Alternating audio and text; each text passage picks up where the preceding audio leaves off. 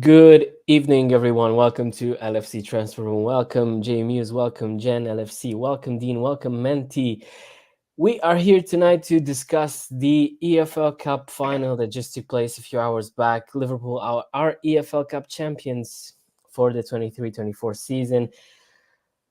Quite the match, quite the final, quite the 2 hours of football that we've had, maybe a bit more. But we're going to get into it. Dean, how's your evening, mate? How are you? Not too bad, hasn't it? Really stress levels, as I mentioned before, have kind of gone to normal levels now. Your heart rate's dropped back down to normal levels as well. Like it wasn't the most relaxing performances, but I'm just glad the Reds got it done, and just going to be buzzing now for a good few days. Because why not? Yep, indeed. It was quite the evening. I'm still at 87, 88 pulse, so it's starting. It's still not necessarily in the green zone, but we're gonna get there. Menti, how about you, mate? Man, I'm good. It was, stressful in extra time because of our previous games against them. But hey, I'm happy that we got the win. So I'm excited. Shout out, everyone in the chat, Jay Moose and Jen as well. So let's get started. Yeah, Jay, welcome to anyone who's joined us tonight this evening. Please subscribe to the channel, of course, and please leave your comments as well. We'd love to have you to discuss the evening that we've had. So yeah, good to be here finally after quite the 2 hours we've had. Like I'm still trying to understand how we got that done. Like at some point, especially in extra time, I just thought there's no way, isn't it? Like we're just a billion pound squad, and then the under 12s, but somehow it happened. Yeah. It was quite the final. Chelsea top squad. A billion-pound. You could really see that in the way they've played. So spectacular. Like we couldn't breathe. At times it was just the pressure, immense pressure we've had from Caicedo. Top signing, the man was everywhere. So good. It's sarcasm. Can you feel it? Sarcasm? Like, isn't it too obvious? I'm sure I saw Menti kind of go like that, and then I don't know. I was so pissed seeing Caicedo and the things he's done tonight, and it was just poetic justice to see Van Dijk get the header in, and it's been amazing. It's been like I can't like I'm so and I'm just I just wish I've had like British media TV something to watch, because I live in Romania. But yeah, that's yeah, okay. So we should get into the topics now, because I'm not gonna sit here and talk shit about Caicedo and Chelsea for 100 minutes, even though I would love to do that. So let's try and get into it. So it's been a hectic 2 hours. Dean, Van Dijk, we thought we'd won it. We thought we'd get 10 men. We thought we wouldn't have any other injuries. We thought we wouldn't have to play 2 hours with McConnell and Clark and Dunce and Kwanzaa at the end. Kwanzaa is actually quite the veteran now, but tell me about it. Literally, for the goal, forgetting the winner, forgetting the result. I know it's hard to say, but it was a game we didn't want. As in, we didn't want extra time. We didn't want injuries, but they happened. They couldn't have gone much worse in that respect. But hey ho, the lads stepped up. When we saw in 90 minutes, it was like, right, we got the youngsters on. Some people will be sitting there saying, we're throwing in the towel. We've given up. We're just literally pulling players off because we're focusing on other things. But Jurgen has that much faith in these lads, and you can see the beaming smile, the proud feel he had after the game, and he's already regarded this as one of his biggest, greatest achievements in football, and that's up there with his Premier League win, up there with his Champions League win, and obviously the stuff he's got at Dortmund. It's sensational at the end of the day. The fact Van Dijk was imperious back to, he's been back to his best this season, but that just epitomises how good he's been this season. At the back, him and Canate, absolute rocks, absolute monuments at the back. And then, he had two goals. That first goal disallowed. I know the law's there, but how many times was it let go? in the Premier League every week. I was flipping tables when they disallowed that because I thought that was the moment. That was the moment we needed because we were under the cosh at that point. We get that chance to score.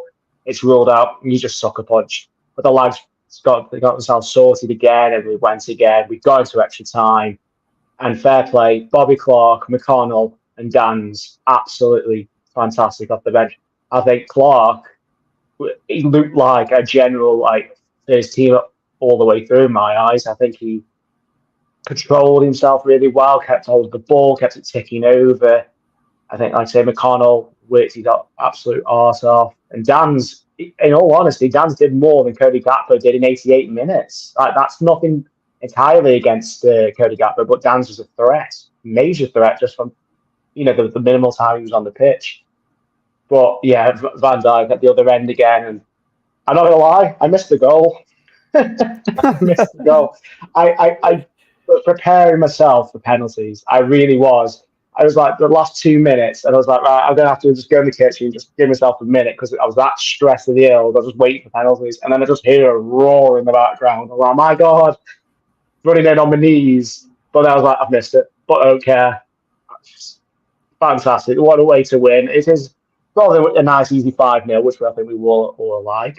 That is also the best way of winning a last-minute winner against Chelsea as well. Absolutely amazing. Yeah, and especially as it felt like the odds were against us. Going into the final, first of all, was when you saw the bench, you knew that if this goes to extra time, this is going to be incredibly difficult. But still, somehow, even with the fuck-ups from the refs, as we've come to be, as we've come to expect it from the past few months, years, whatever, we still got it done somehow. I don't know, and it's I can't stop talking about it. So, Menti, I'll give you the opportunity as well. Your thoughts on the game? Yeah, it was a good match. I mean, I didn't know what to expect. I knew we were going to go to overtime for some reason. I just had a hunch. So it was a good game. For me, I would have to say Endo, Maka. They were bossing it. Endo was really good. When you see on the opposite end, it's a $200 million pivot, and then you see a $16 million man from Stuttgart bossing them around. I was very pleased. But yeah, no, it was just crazy. And for some reason, I knew that Verge goal was going. It was going to go in just because I watched it from the US. So our camera view was like just the fans, and then it just slowly zooms out, and I just see the cross coming in, and it was literally the same exact header. So it was pretty good. And then I would say Kelleher has to be that guy. I know Verge scored the winner, but without Kelleher, we would not have won this match. He was awesome. Like, he's way better than I expected. So that's a big shout out to him. For sure. By far, I think he was a player of the match. Yeah, some of the saves he's made, especially in the second half, but in the first one as well, it was that Cole Palmer chance. It was like 5 yards away from him, and he kind of parried it with his hand. And then in the second half as well, in extra time, like, I don't know. It's been, it just had to happen. I feel like he's gotten some unfair criticism over the past few weeks when Alisson didn't play. And tonight, I think in 2022, when we won the EFL Cup, he got a lot of praise. But, maybe at that time, he didn't necessarily save a penalty. So it was like, half given, let's say. But tonight, I think absolutely one of the players you can say was strong candidate for man of the match. Sorry, and that's kind of our next topic. Now, this was just one of those games. I think you can name any player that was on the pitch today, and I'm gonna say, yep, I can definitely get it. Like, it's been Kelleher, it's been Van Dijk, it's been Konate as well, until he left the pitch. It was just. I think everyone was extremely solid today. Maybe some of the forwards were quiet, the front three especially at some points, but that's, let's not concentrate on that now. So, Dean, can you name me one, or maybe, let's say, 2-3 players who you thought were just bossing it today? I'd give you probably 4 on this one. I say Kelleher, immense. I think he announced himself to the wider world today. I really do. I know he's always had his heroics in the past, but he showed everything in this game. So I think he's definitely a contention for my mind of the match. Konate, and Van Dijk, as I said, imperious, absolute behemoths. Endo's my other one. He didn't misplace one single pass, and he had a midfield of kids in front of him, and he still didn't look overwhelmed. He was calm. He put in vital blocks, and he made Caicedo look bang average in comparison. You know, we paid £15 million for this lad, and everyone criticised it. Everyone thought it was a panic buy.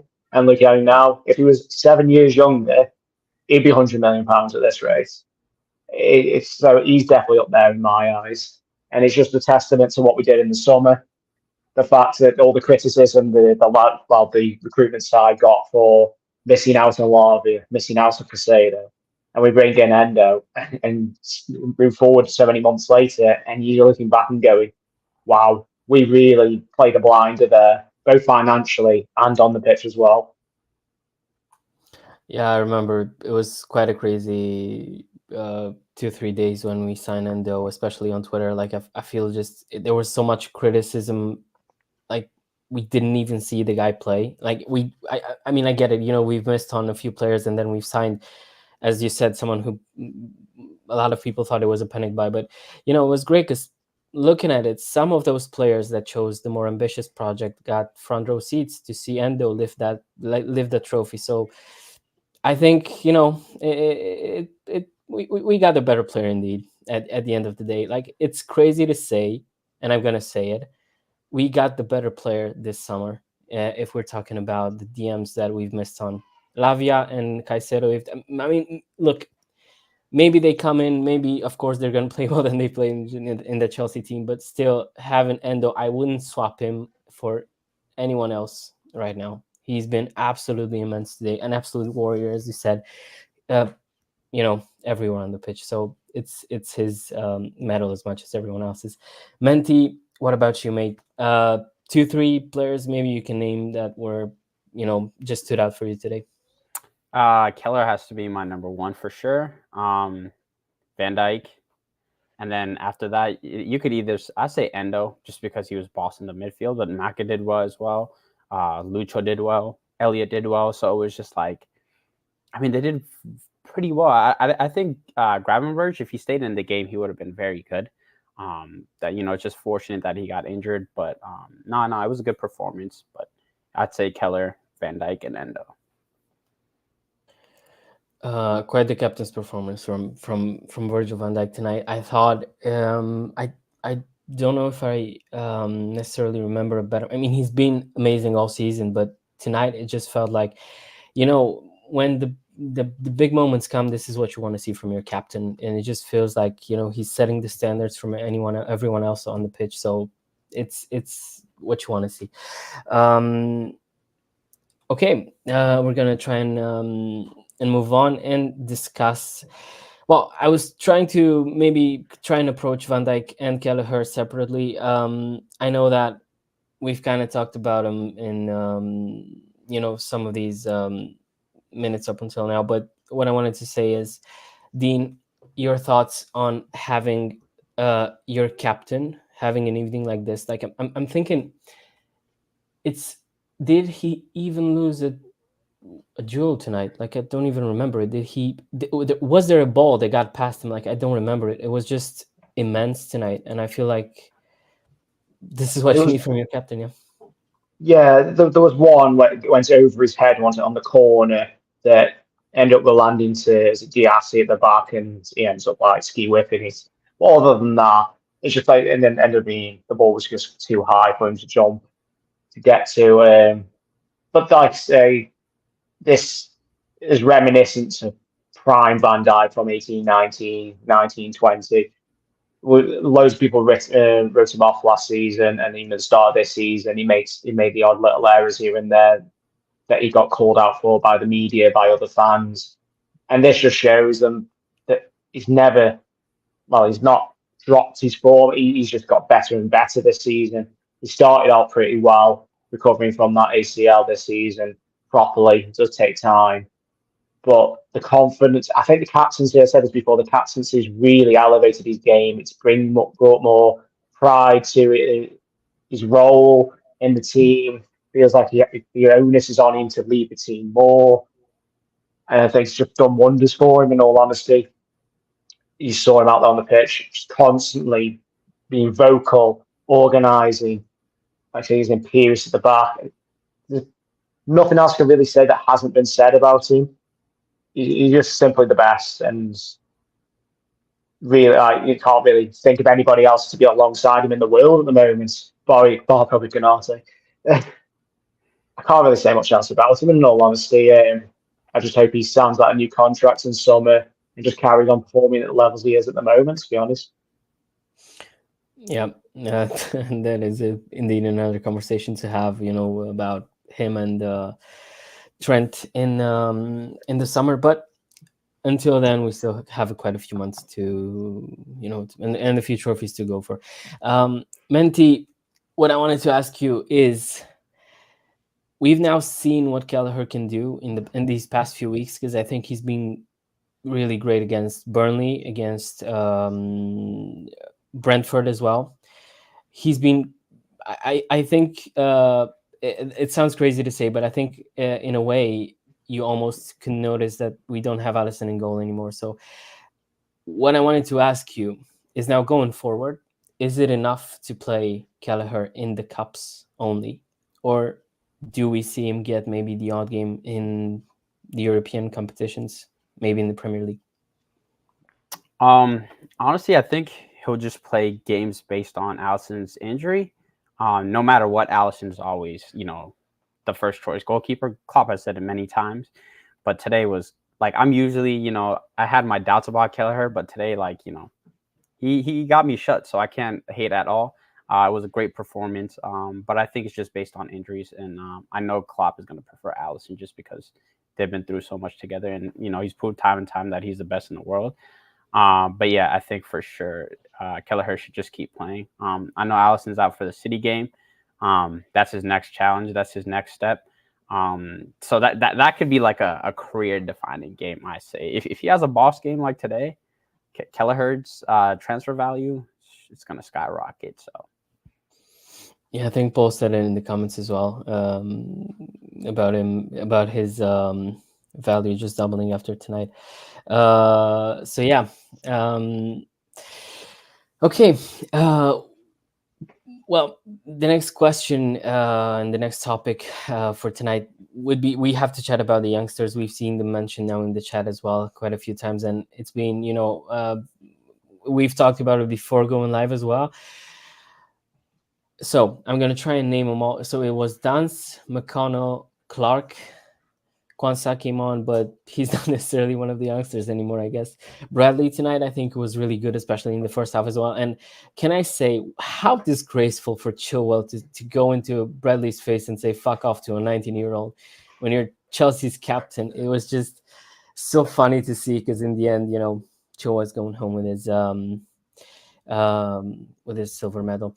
So yeah, Dean, your thoughts on the youngsters tonight? Is there anything more that can be said?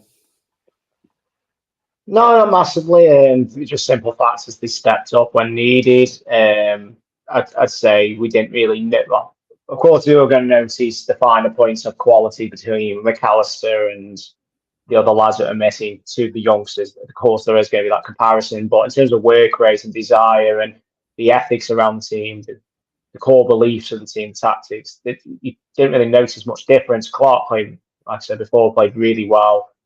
And McConnell played really well in that midfield alongside Endo. Dan's, like I say, he hasn't, not the quickest, but he caused problems. And that's all Jürgen would have said. Just go on there and cause them issues. And he did. His movement was really good for his age. I was he 18, 19. And he's already got that natural movement for a forward locked down. He's only going to get better. So he's a real big talent. But like when you got like Conor Bradley, I know we're what's the word? Wax lyrical about him. The fact he's been slotted in at right back at the start of the game. I know he got moved further forward because of the Gravenberch injury. But the fact he started the game and no one batted an eyelid. If anything, people were calling for Bradley to start. And I go back 6 months and I said to you, yeah, right, we got to the League Cup final in a few months. But Bradley's going to start right back. You immediately go, oh no.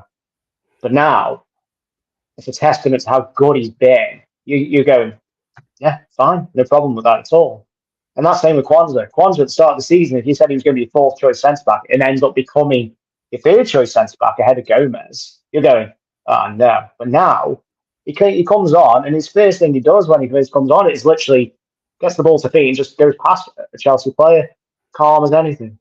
It's crazy, like the amount of lads that have come out of the academy, and there's still even more that haven't even played today, not even been on the bench. Frauendorf, Scanlon, a couple of others, obviously Kay Gordon as well, who wasn't even on the bench. All these lads, the academy we have it's immense, and it'll do the club wonders going forward in the many seasons to come. But the fact we've been up against them lads came on up against a £200 million midfielder by Paul Sosek, and they didn't look out of place. They were combative. They gave them a game. Yes, it could have swung the other way. They could have nicked a goal out of their chances. It could have gone something different, but it didn't. And they forced it. We battled that half an hour.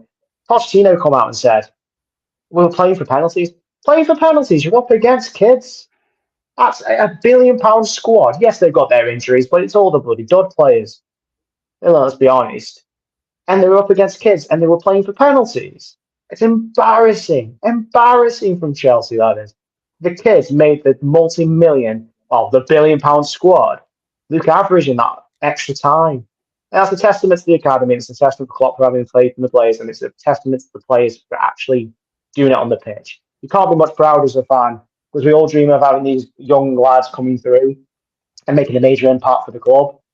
And now it's actually happening. Yes, okay, it's to circumstances we'd rather not have, but they're doing it. You go back 10 years under Hodgson and Kenny, and you'd have some young lad come on. You knew he wouldn't be good enough, because it would just be a case of the academy wasn't looked after and the faith wasn't actually there. It was just because needs must. Whereas now, yes, it is needs must, but you've got that belief there because Klopp has that belief there, and that's what he's instilled into the club and the fans. And you can't buy that anywhere, in all honesty. Yeah, so going back to Pochettino, he did say he was proud of Chelsea tonight because they are a young team and they're nothing compared to Liverpool yet.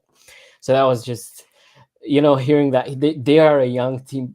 Mate, you've played against kids, you've played against the under 12s, like absolutely, he's deluded. Like honestly, he sounds like the type of manager that realizes that his job is starting to. He's probably on the rocks. He's gonna go soon, and it's the stuff that you're gonna say.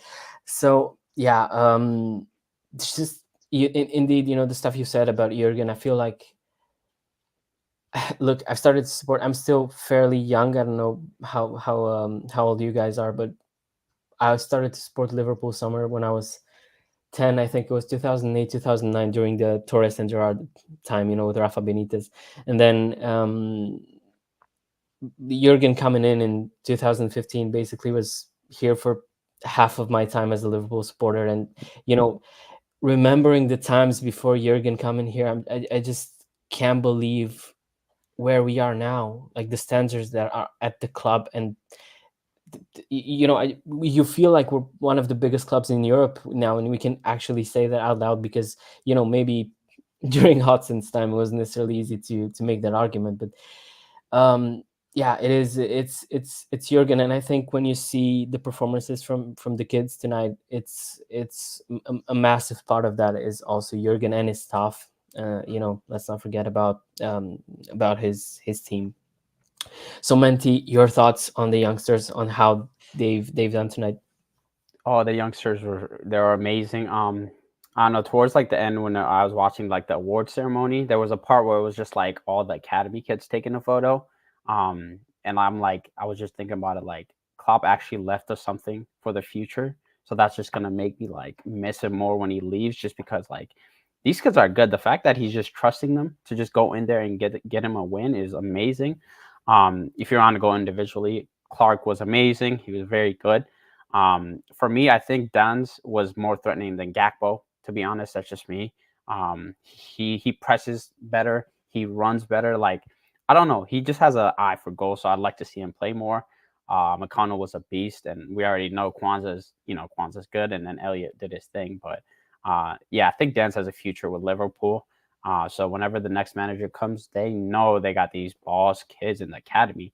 And we still haven't seen Trey Neone, that 16-year-old that was on the bench. So honestly, it's going to, we might as well enjoy what Klopp has now, but he definitely had this academy develop very well. So when the next manager comes in, it should be pretty seamless. But yeah, they were fantastic today. Shout out to them. 10 out of 10, beating that $200 million pivot. Like for them, they brought on Mudryk. Dude was like close to 100 mil. Did absolutely nothing. And then we bring on these kids, I was like, oh, this is good. So, shout out the academy kids. Yeah, and I think it's, the biggest compliment is what Dean said. Basically, they did not look out of place. When they came on, you thought, we're going to see that. I mean, they're 18, 19, playing against, Caicedo, Enzo. Enzo's a World Cup winner. Caicedo's playing in Premier League for quite a few years now. And they didn't look out of place. They just, it was, our midfield didn't look anything less than theirs. And I think that's the biggest compliment that we can give them. And especially in a game like this, I was talking to a mate of mine when I saw the kids come on, and I said, look, if something happens, if some of them, if it gets to penalties and they miss the penalties, or if they can't cope, I mean, can you really blame them? It's they're kids. They're playing at Wembley in front of 90,000 people. And the way they've kept their nerve and the way they've kept on playing, it was just unreal to see. And I think, what, maybe that's quite the big statement to make, but I think for me personally, this might just be like my favorite game in the club era, like above any other match that you can imagine. Yes, it's probably above it. Like I at some point when I saw the kids come on, I didn't think it could still happen, but yeah, it was unreal. So yeah. The thing is, though, it epitomizes the Klopp era, doesn't it? He's up against a team that can spend any money it wants. It's up against, on paper, a world-class team, on paper. And then he's got minimal resources on the pitch today and kids, and he still competes and he still finds a way to win. And that's what the Klopp era has been about, working miracles, but uniting the club and using its resources to the best of its ability. We've been up against Man City for the last few years. It's the same type of thing. Just Chelsea are not very good at spending money at all. But at the end of the day, like I say, you've got academy lads up against seasoned internationals, World Cup winners, £200 million midfield. Average player is about £60 million on that team today for them. Our average was probably about 30, and that's only because we had started with some lads, and then by the end of it, the average was probably about 10 because of all the academy lads and whatnot. That, like I say, with you saying that's one of your favourites for the Jurgen Klopp era, because it sums up his era, his time at Liverpool, which is a testament to what he's done. And it's what we will miss, because no one will replace Phil his shoes, just because he is a unique man, he's a unique manager. But the base is there for somebody to come in and carry it on. Whereas we look back to like United when Fergie left and then Wenger left, they didn't leave the squads in great state. The club was in dire state. Klopp hasn't done that. He's already come out and said today, if anything, everything wasn't all right, I would not leave, but it is. And we got, after today especially, you can't disagree with that. Yeah, and I think, I've said it on stream before, and I've come to believe that I think Jurgen was maybe thinking of leaving maybe even sooner, in the summer, maybe even last season, but things didn't go according to plan. We didn't get Champions League football, finished in 5th. So he just it kind of shows you the kind of the type of man that he is, and the love that he has for the club and the community, that he stayed for another season. He contributed to this rebuild, left the squad, and now for the next manager, obviously, hopefully, is going to be the name mentioned in the comments. It just doesn't. I mean, of course, for Jurgen Klopp to leave, it is kind of scary in a way to think about it, because we didn't want to think that they would come, but I think the way he's the job that he's done, and the way that he's leaving the team, the squad that he's leaving for the next manager, you can't thank him enough, honestly, for what he's done. So, if he needs the break, then so be it. Jamie wanted to say that indeed Cav was at the game. He did send us quite a few videos from the trophy lift, especially. So hopefully he'll be on and tell you more this week. Okay, so I would love to take the piss out of Chelsea for the next 15 minutes or so, and Pochettino and all of that. But I'm thinking maybe we can try and move on. If you still want to chat in the comments, about the match, don't worry, you can still do it, and we can still chip in with kind of quite a few things. I still have quite a few things left to say. But yeah, maybe a topic that I wasn't necessarily hoping that we were going to discuss again this evening, but we've seen the 120 million players tackle on Gravenberch in the first half. He's left. We've seen him dance to One Kiss in crutches after the game, so it doesn't really look that good. Another injury, Dean. Another one to cope with, and the schedule doesn't really look like it's that clear for the past few weeks. We still have to play Southampton, and then 3 days later Forest, and then 3 days later the Europa League, and then 3 days later we're playing City. So your thoughts on the injuries and how we're going to navigate the next few weeks? It's picking up the body parts, as I said before. It's game by game. This is why Jurgen's very much, it's the next game. We don't think about anything else because we don't know who's going to be available at this rate. I'm hopeful that Gravenberch isn't too serious. I've least ruled out any break, which is really ideal. The suspected ligament damage, but we obviously will wait and see over the next day or two. But the way he was, like I say, he was really happy apparently walking through the mix zone. He said it's fine, it's not too bad type of thing. So hopefully it's not too serious. Hopefully it's just a week or so out. But even so, it's not ideal because we haven't really got many players to come in. We're just waiting on Nunes, Salah, and Szoboszlai, aren't we? That's the three we really hope to have back soon. Southampton's going to be very much a case of who's standing. I think, okay, a majority probably will be academy lads, but I think Jurgen, we've mentioned this before, if we beat Southampton, the derby on the 17th of March gets pushed back to the latter stages of the season. And I think that's going to be ideal, just because of getting some lads back. And we obviously don't know what position we'll be in terms of points and position. But if the way he's going in regards to injuries, we'd rather push that game back if we can, just so we can get them lads back.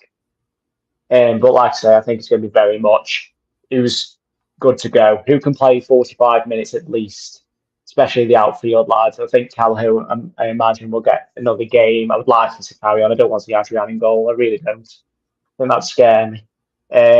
But you can see the likes of Gomez, Simicas, Bradley might even play half a game because he came off.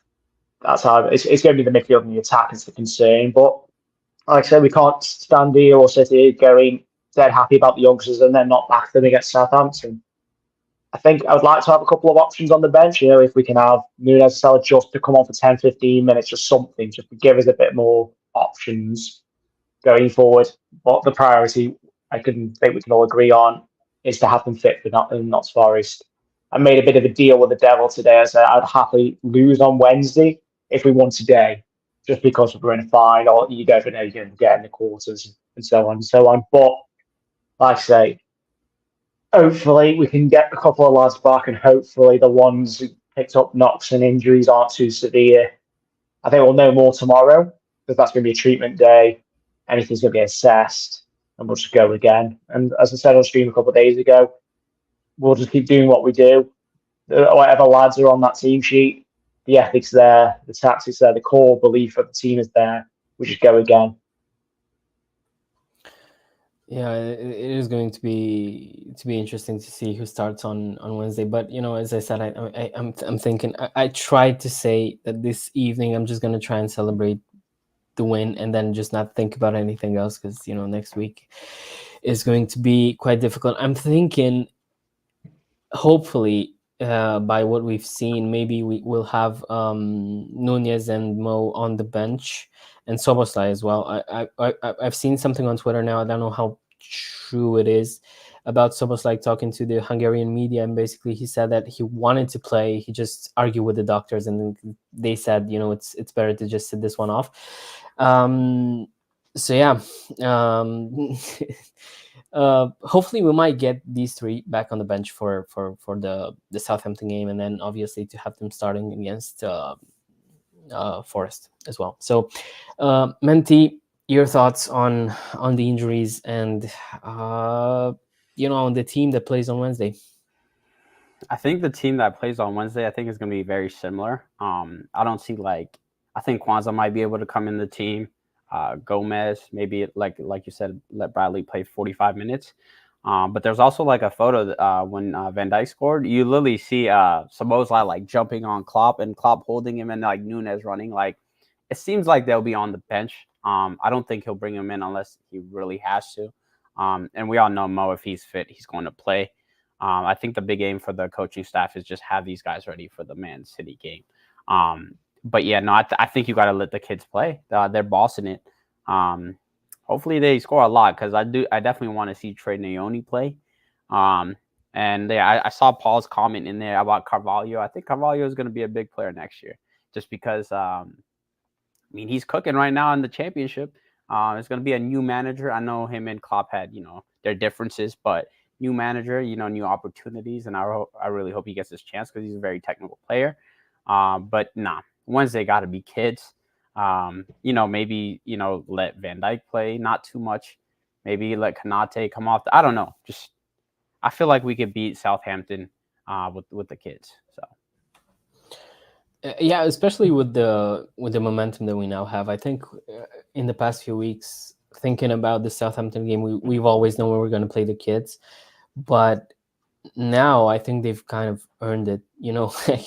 It's one of those things where, as Dean said at the beginning of the stream, with Bradley coming on now, you don't really have any sort of second thoughts. It's Bradley, yeah, that's fine by me. No worries about him starting. And I think I'm having the same thoughts now with the kids on against Southampton, especially as one thing that I've said. It's been absolutely dreadful with the injuries in the past few weeks, but the only thing that's been kind to us has been the draw. We felt like City now in the cups, because we now play a championship side at home at Anfield, and it's at least that's the silver lining. Because if we had to play like Arsenal, for example, I think that's who do you throw in on Wednesday. But now I'm actually confident, even with the kids starting on Wednesday. Dean, one thing that I wanted to say, we've now gotten through a pretty tough schedule again. So with a win on Wednesday and with a win at the weekend against Forest, we are now getting to that City game. EFL Cup winners, quarterfinals in the FA Cup, top of the table, and still in the Europa League, of course. So with that in mind, how important are these two games? Because I've been talking about them on stream for quite obsessively now for the past few weeks, because I'm thinking if we get these wins and we get to play City at Anfield with that kind of momentum, I might start to believe that we can actually win this league, even against the financial doping. So I think I know Jurgen's very big on the next game, but I think deep down he'll be looking, if I can get to that March international break, in regards to the league, if we can still be top, but comes that international break, you come back, you've got 10 games left.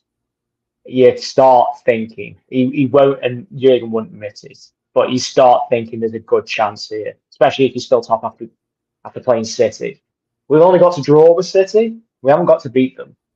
That's the key now. The pressure's on them to get a win, which could fall into our hands. Like I said, we don't know who will be available and whatnot for them. But to go into that, if we can win our next two games against Southampton and Forest, because we could beat City and then lose to Forest. It means nothing. You're still in a bad position. So at the end of the day, beating Forest is just as important in my eyes. It's, especially in regards to momentum. But if you can get to March international break and it's still all 3 remaining competitions, it's like wow. No one would have dreamed of being in this position at the start of the season. Everyone, I know obviously we didn't know about Jurgen's decision at that point, and obviously I don't think even he knew. But I think if you were told you're going to be in all 4 competitions and you've won one of them come the March international break, you would have just laughed your head off and said, no chance. We'd take top 4 and a cup run, in all honesty, after last season. We would. But it's immense. So let's just take it a game at a time. Starting to sound like Jurgen now, but game at a time. Hopefully momentum keeps building. And we can hopefully go into that City game, because we've also got Sparta Prague on the Thursday as well, which won't be an easy game away from home, but still back the lads. But if we can get with 3 wins in between now and the City game, Anfield will be rocking. Anfield should be rocking regardless, but Anfield will be absolutely bouncing. The confidence, whoever's on that pitch, you've got them results beforehand. You won't care who's on that pitch because you're just going for everything. And that's every football fan's dream, to have their team going for everything at this stage of the season. It's unprecedented. I know we did it a couple of seasons ago. It didn't quite work out. But I think the way we're going about it this time, yes, I know it's not the Champions League, it's the Europa League, which to be honest, that might help us because Champions League you can't rotate.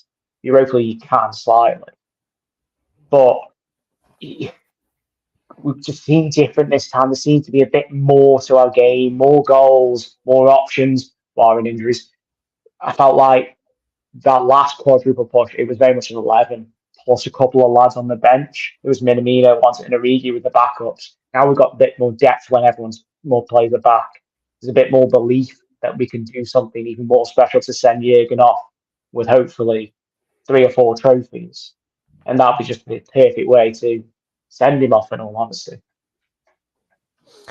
Yeah, I think in 2022 it was. I think I remember at the end of the season we've had like 7 or 8 matches in a row where we conceded the first goal, and you could see that there was this. We weren't as that was the problem, I think, in the past few seasons. It was that we didn't have enough options, and now we do have enough options. Like when you see the squad at the beginning of the season, it was like, yeah, we can go for pretty much every trophy, every competition that we're in, because we now have the options there to rotate, and it's obviously helped out massively. So yeah, and I think as well what you said about the Europa League draw, when you think about it, at least the lads are going to go in Central Europe. It's not going to be too far away. We've seen Xabi Alonso's Leverkusen are going to Azerbaijan to play, so that's quite the flight to have, especially with the tight schedule as it is. So yeah, +1 on the draw, as I've said, with the cup. Menti, I'm gonna ask you the same question.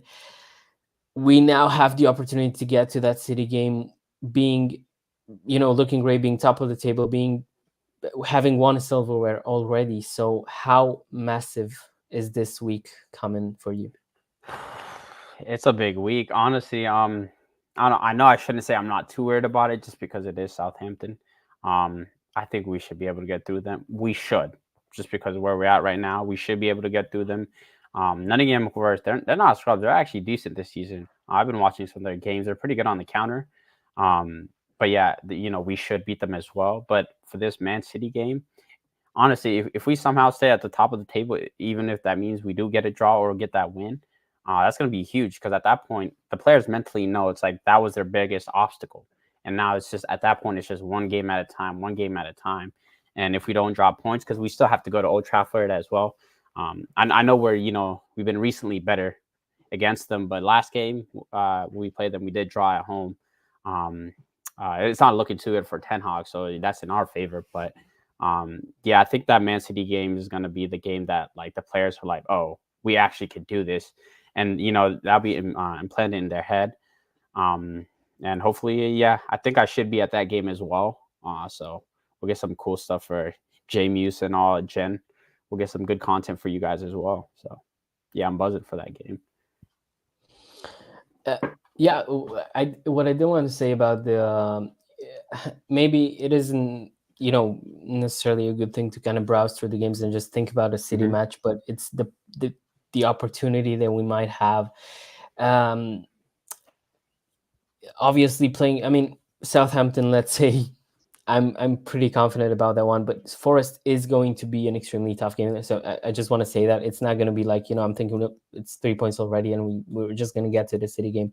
It's obviously a difficult place to go to. We've seen United, maybe, you know, I mean, of course, we're not necessarily at United's level at the moment, but we've seen United go there and get slapped. And you know, when the crowd gets rocking, that place really gets a difficult stadium to be in. So. But I thought the same when we went to Brentford, and we still got the job done. So more of the same. James, I've seen you comment on Endo. So from what I've seen, and you guys can correct me if I'm wrong. From what I've seen, it's not an injury per se; it's just cramps. I think that's what the. I think there were in crutches. He wasn't seen in crutches after the game, or was it crutches? But from what I've seen, from what I've read, it's just cramps. So there was no injury. So hopefully he's still fit to play for the next few days. So yeah, I think that's it for tonight, lads. Grateful for you to come on. Thank you to pretty much everyone to you know, left a like, who subscribed to the channel, who's left their comments. Thank you very much to Dean Timenti for coming on tonight and, you know, talking Liverpool and, you know, laughing at Chelsea for the past 47 minutes. It's been a pleasure, lads. So see you next week. Yeah, next week already. 7:30 UK time every day, and post game streams as well. See you everyone. Up the Reds.